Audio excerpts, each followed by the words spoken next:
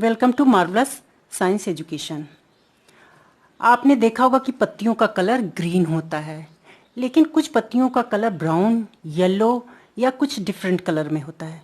तो क्या जो पत्तियां ब्राउन या येलो कलर की होती हैं उनमें भी फोटोसिंथेसिस की प्रोसेस होती है?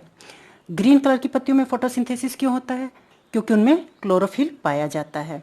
लेकिन ब्राउन, येलो या डिफरेंट कलर की अगर पत्तियां हैं तो क्या उनमें भी क्लोरोफिल पाया जाता है या उनमें भी फोटोसिंथेसिस की प्रोसेस होती है? इन सारी बातों को आज हम लोग इस वीडियो में डिस्कस करेंगे। बूझों ने देखा कि कुछ पादपों की पत्तियां गहरी लाल, बैंगनी अथवा भूरे रंग की होती हैं। वह जानना चाहता है कि क्या इन पत्तियों में भी प्रकाश संश्लेषण होता है। पत्तियों के अतिरिक्त पादपों के दूसरे हरे भागों जैसे कि हरे तने एवं हरी शाखाओं में भी प्रकाश संश्लेषण होता है। मरुस्थलीय पादपों में वाष्पोत्सर्जन द्वारा जल क्षय को कम करने के लिए ये पत्तियां शल्क अथवा शूल रूपी हो जाती हैं। इन पादपों के तने हरे होते हैं जो प्रकाश संश्लेषण का कार्य करते हैं। पत्तियां तो हरी होती ही हैं, लेकिन प्लांट्स के अदर पार्ट भी जैसे स्टेम वो भी तो ग्रीन कलर का होता है, तो उनमें भी फोटोसिंथेसिस की प्रोसेस होती है। मरुस्थलीय पादप, मरुस्थलीय क्या हुआ, जो पौधे डिजर्ट में, रेगिस्तान में पाए जाते हैं उनमें भी पत्तियां पाई जाती हैं, लेकिन उनकी पत्तियां शूल, शूल मीन्स क्या, कांटे, उनकी पत्तियां कांटों का रूप ले लेती हैं, कांटों में रूपांतरित हो जाती हैं। या शल्क, शल्क यानी बहुत छोटी पत्तियों के जैसा स्ट्रक्चर बन जाता है। ऐसा इसलिए होता है क्योंकि वाष्पोत्सर्जन की प्रोसेस को कम करने के लिए। आप जानते हैं कि रेगिस्तान में पानी की कमी होती है, तो प्लांट्स अगर वाष्पोत्सर्जन में वाटर निकालने लगे तो उनमें पानी की बहुत ज़्यादा कमी हो जाएगी और प्लांट्स डैमेज हो सकते हैं, मर सकते हैं। तो इस चीज़ को रोकने के लिए प्लांट्स की जो लीव्स होती हैं वो कांटों का रूप उनमें हो जाता है, कांटों का रूप ले लेती हैं। क्रियाकलाप 1.1, एक ही प्रकार के पादपों के दो गमले लीजिए। एक को अंधकार अथवा काले बक्स में 72 घंटों के लिए रखिए तथा दूसरे को सूर्य के प्रकाश में रखिए। दोनों पादपों की पत्तियों में आयोडीन परीक्षण उसी प्रकार कीजिए जैसे आपने कक्षा 6 में किया था। अपने अवलोकन को नोट कीजिए। अब उस गमले को जिससे आपने अंधकार में रखा था 3-4 दिनों के लिए सूर्य के प्रकाश में रख दीजिए तथा पुनः इसकी पत्ती पर आयोडीन परीक्षण कीजिए। अपने प्रेक्षण अपनी नोटबुक में लिखिए। हरी पत्तियों के अतिरिक्त अन्य वर्ण रंग की पत्तियों में भी क्लोरोफिल होता है, परंतु इन पत्तियों में हरी पत्तियों के अतिरिक्त अन्य वर्ण रंग की पत्तियों में भी क्लोरोफिल होता है, परंतु इन पत्तियों में उपस्थित लाल, भूरे अथवा अन्य वर्णक क्लोरोफिल के हरे रंग का प्रच्छादन कर देते हैं, अर्थात ढक लेते हैं। इन पत्तियों में भी प्रकाश संश्लेषण होता है। देखिए यहाँ पे कुछ मेरे पास पत्तियाँ हैं जो कि ग्रीन नहीं हैं बल्कि कुछ अलग कलर की हैं। जैसे ये पत्ती का, ये देखिए डार्क ब्राउन कलर है, इस पत्ती का कलर डार्क ब्राउन है, ये है। ये देखिए ये ग्रीन नहीं है, ये येलोइश ग्रीन है, इसमें येलो कलर कुछ ज़्यादा ही है। ये देखिए ये भी पत्ती पूरी ग्रीन नहीं है, थोड़ा सा पैचेस है ग्रीन कलर का, बाकी ये हल्की सी येलो कलर में भी हैं। ये देखिए ये पत्ती ब्राउन कलर है, इस पत्ती का कलर येलो है।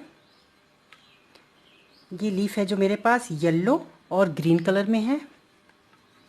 ये देखिए ये पत्ती का भी कलर अलग है, येलो ब्राउन है। और ये प्लांट का मैंने स्टेम लिया है, स्टेम ये देखिए ये भी ग्रीन कलर नहीं है, ये ब्राउन कलर में है। तो क्या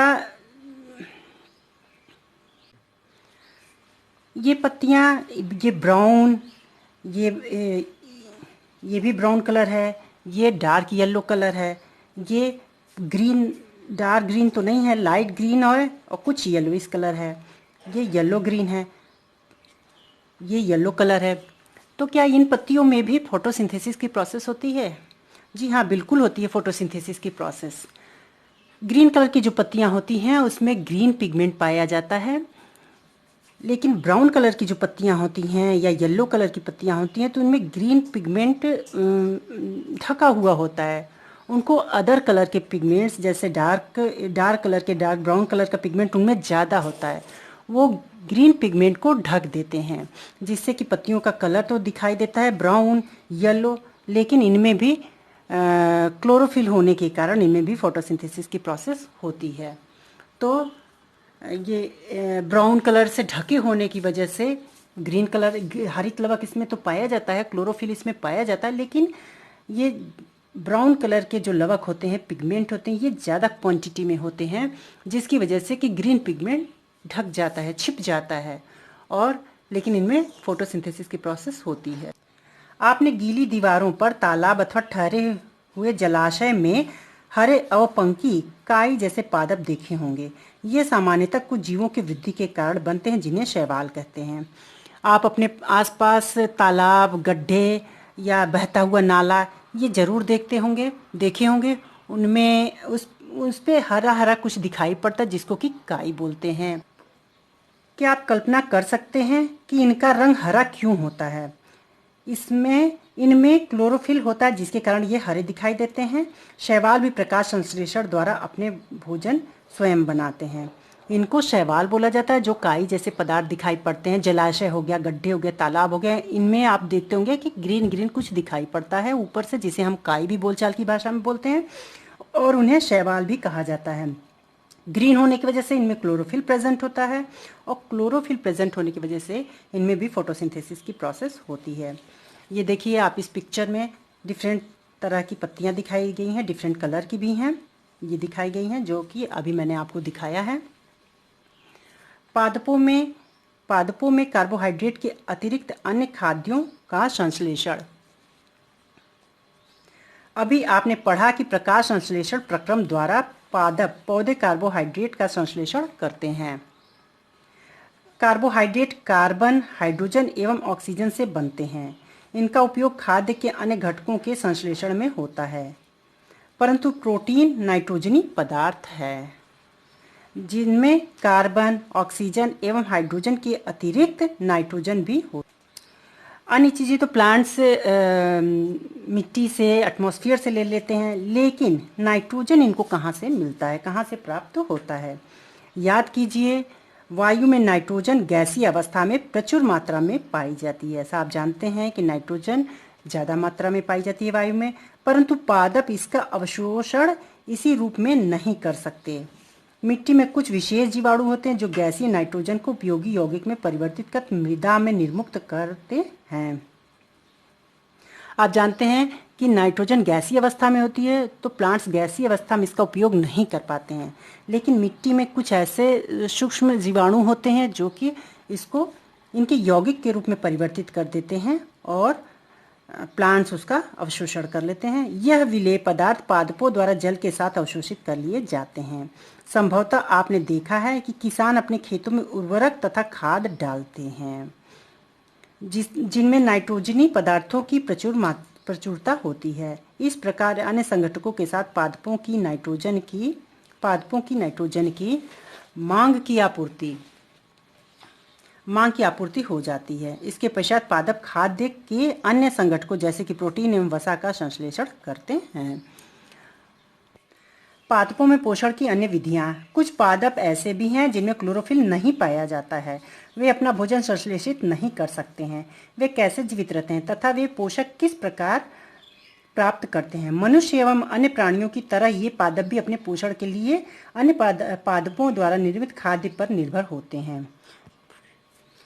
वे विषम पोषी प्रणाली का उपयोग करते हैं। चित्र 1.5 को ध्यान से देखिए। क्या आपको एक वृक्ष के तने एवं शाखाओं से लिपटे रस्सी नुमा पीले रंग की संरचना दिखाई देती है? ये अमरबेल का पादप है। इसमें क्लोरोफिल नहीं होता है। ये अपना भोजन उस पादप से प्राप्त करते हैं जिस पर ये आरोहित होते हैं। वह पादप परपोषी कहलाता है, क्योंकि अमरबेल जैसे पादप परपोषी को अमूल्य पोषकों से वंचित करते हैं, अतः इन्हें परजीवी कहते हैं। आप जानते हैं कि सारे प्लांट्स अपना फूड फॉर्मेशन खुद करते हैं, लेकिन अमरबेल का पौधा है जो कि जिसमें कि फोटोसिंथेसिस नहीं होता है। ये किसी दूसरे प्लांट पे डिपेंड होते हैं। ये जिस प्लांट के आसपास ये उगते हैं उसी प्लांट्स पे फैल जाते हैं और उस प्लांट से पोषक पदार्थों को अवशोषित करते रहते हैं। इसलिए ऐसे पौधे को परपोषी पौधा कहा जाता है या परजीवी पौधा। इस ऐसे आप जानते हैं कि सारे प्लांट्स में फोटोसिंथेसिस की प्रोसेस होती है, लेकिन अमरबेल एक ऐसा पौधा है जिसमें कि फोटोसिंथेसिस की प्रोसेस नहीं होती है, क्योंकि इसमें क्लोरोफिल नहीं पाया जाता है। और अमरबेल प्लांट का कलर लाइट येलो कलर होता है। ये पौधे, अमरबेल का पौधा जिस पेड़ के पास ग्रो करता है उसी पे ये पूरा फैल जाता है और अपना पोषक पदार्थ, अपना न्यूट्रिशन जिस प्लांट पे फैलता है उससे लेता है। इसलिए अमरबेल के पौधे को परजीवी पौधा कहते हैं। और जिस पौधे पे ये फैला हुआ होता है उस पौधे को परपोषी पौधा कहते हैं। क्यों परपोषी कहते हैं? क्योंकि वो दूसरे पौधे यानी अमरबेल के पौधे को पोषण देता है, इसलिए उस पौधे को परपोषी पौधा और अमरबेल के पौधे को परजीवी प्लांट कहा जाता है। क्या हम एवं अन्य जंतु भी पादपों पर परजीवी हैं? आपको इस पर विचार करना चाहिए। अपने अध्यापक से इस विषय पर चर्चा कीजिए। पहेली जानना चाहती है कि क्या हमारा रक्त चूसने वाले मच्छर, खटमल, जूं एवं जोंक जैसे भी जीव भी परजीवी हैं? जी हाँ, बेशक। मच्छर, खटमल, जूं और जोंक जैसे जीव परजीवी जीव कहलाते हैं, क्योंकि ये हमारे ऊपर डिपेंड होते हैं। ये हमारे रक्त को चूस के जीवित रहते हैं, इसलिए ये परजीवी कहलाते हैं। क्या आपने ऐसे पादपों को देखा अथवा उनके विषय में सुना है जो जंतुओं का भक्षण करते हैं? क्या आपने कभी ऐसा सुना है कि कुछ पौधे ऐसे भी होते हैं जो जीवों को, कीड़े मकोड़ों को खाते हैं? अगर नहीं सुना है तो उसकी चर्चा हम लोग करते हैं। कुछ ऐसे पादप भी हैं जो कीटों को पकड़ते हैं तथा उन्हें पचा जाते हैं। क्या यह विस्मयकारी नहीं है? यह आश्चर्य वाली बात तो है ही। ऐसे पौधे हरे या अन्य किसी रंग के हो सकते हैं। चित्र 1.6 के पादप को देखिए।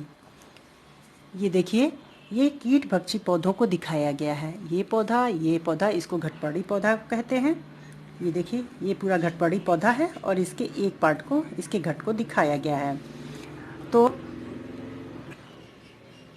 चित्र 1.6 के पादप को देखिए। इसकी घट के समान दिखाई देने वाली संरचना वास्तव में उसकी पत्ती का रूपांतरित भाग है।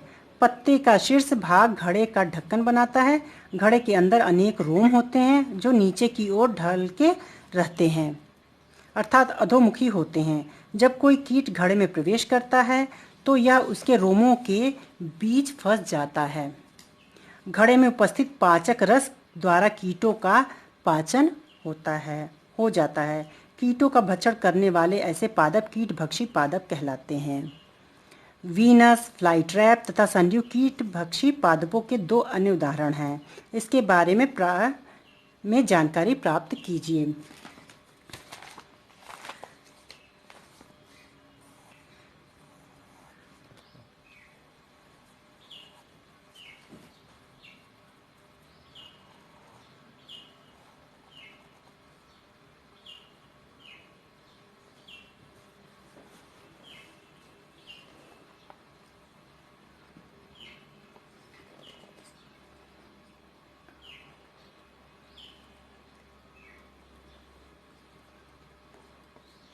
ये पीचर प्लांट है, घटपड़ी पौधा।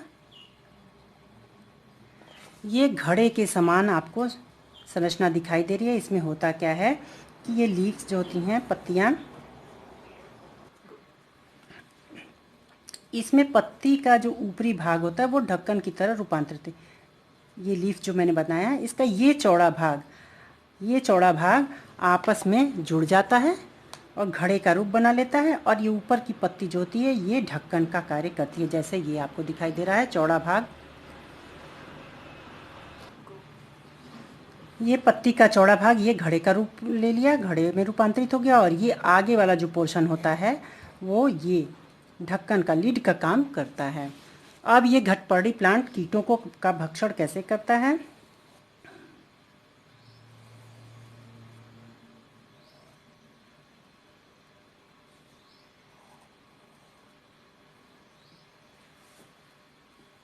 देखिए इनके अंदर बहुत ढेर सारे ऐसे रोएं जैसी स्ट्रक्चर होता है।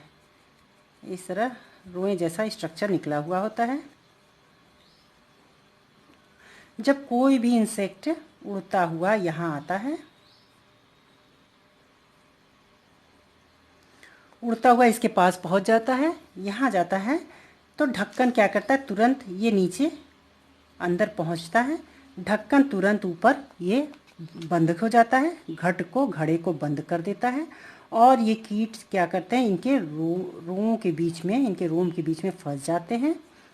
और जो पाचक रस फिर इसके अंदर से सिक्रीट होता है, डाइजेस्टिव जूस अंदर सिक्रीट होता है, ये कीट का भक्षण कर देती है, कीट को ख़त्म कर देती है और फिर जाके ढक्कन खुल जाता है। तो इस तरह से घटपर्डी प्लांट जो होता है कीटों का भक्षण करते हैं। घटपर्डी प्लांट हो गया, वीनस फ्लाई ट्रैप, इस तरह से कई कीटभक्षी पौधे होते हैं। ये पौधे कीटों का, इंसेक्ट्स का भक्षण क्यों करते हैं? ये इसलिए करते हैं कि नाइट्रोजन की कमी को पूरा करने के लिए ये ऐसे स्थानों पे, दलदली भूमि या ऐसे स्थानों पे उगते हैं जहाँ पे कि नाइट्रोजन की कमी होती है। तो नाइट्रोजन की कमी को पूरा करने के लिए ये इंसेक्ट का भक्षण करते हैं, इंसेक्ट को खाते हैं। बूझो भ्रमित है, यदि घटपर्डी हरा होता है, प्रकाश संश्लेषण संपादित करता है, तो यह कीटों का भक्षण क्यों करता है? आप इसका आंसर देंगे कि नाइट्रोजन की कमी को पूरा करने के लिए घटपर्डी पौधा या कोई भी कीटभक्षी प्लांट, इंसेक्टिवोरस प्लांट्स कीटों का भक्षण करते हैं। क्या यह संभव है कि इस प्रकार के पादपों को मृदा से वे सभी पोषक नहीं मिलते हैं जिनकी इन्हें आवश्यकता है? अगली वीडियो में हम लोग मृतजीवी प्लांट्स के बारे में पढ़ेंगे। आप मेरे वीडियो को लाइक करिएगा, सब्सक्राइब करिएगा और शेयर करिएगा। और एक क्वेश्चन का आंसर आप हमको दीजिएगा कि किसी एक परजीवी पौधे का नाम बताएं और किसी 2 कीटभक्षी प्लांट्स का नाम आप कमेंट बॉक्स में लिख के भेजें। Thank you.